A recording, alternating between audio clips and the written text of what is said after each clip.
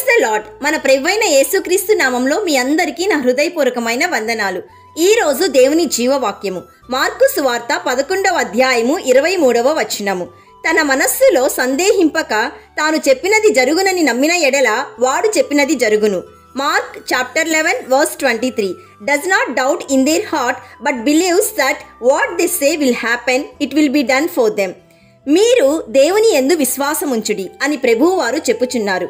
అంతేకాదు, ఎవడైనను ఈ కొండను చూచి నీవు ఎత్తబడి సముద్రంలో పడవేయబడుమని చెప్పి తన మనస్సులో సందేహింపక తాను చెప్పినది జరుగునని నమ్మిన ఎడల వాడు చెప్పినది జరుగునని మీతో నిశ్చయంగా చెప్పుచున్నాను.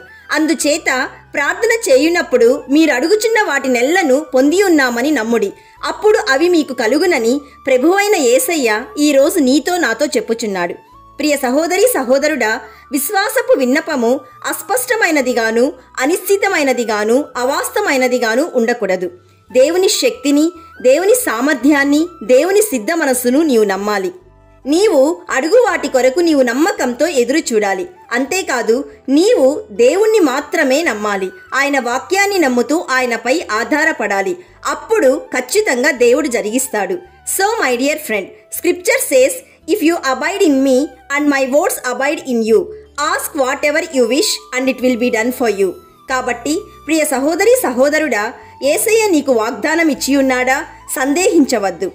ఆయన వాగ్దానము చేసిన దాన్ని నెరవేర్చుటకు సమర్థుడు అని రూఢిగా నీవు విశ్వసించు. అప్పుడు నీవు ఖచ్చితంగా బలము నొందెదవు. ఈ వాగ్దానం నీలో జరగాలని మేము ప్రార్థిస్తున్నాము. నమ్మిన వారందరూ ప్రార్థనలో ఏకీభవించండి. యేసయ్య ఈరోజు మాకిచ్చిన వాగ్దానాన్ని బట్టి నిన్ను స్తుతిస్తున్నాము. తండ్రి, వాక్యంలోను, ప్రార్థనలోను, విశ్వాసంలోను ఎదుగుటకు కృప దయచేయండి. యేసయ్య, ఈరోజు జీవవాక్యం వింటున్న ప్రతి ఒక్కరూ నీ రాకడ కోసం నమ్మకంగా సిద్ధపడుటకు కృప దయచేయుమని సర్వయుగములలో సజీవుడైన యేసయ్య నామంలో అడుగుచున్నాము తండ్రి. ఆమెన్. God bless you.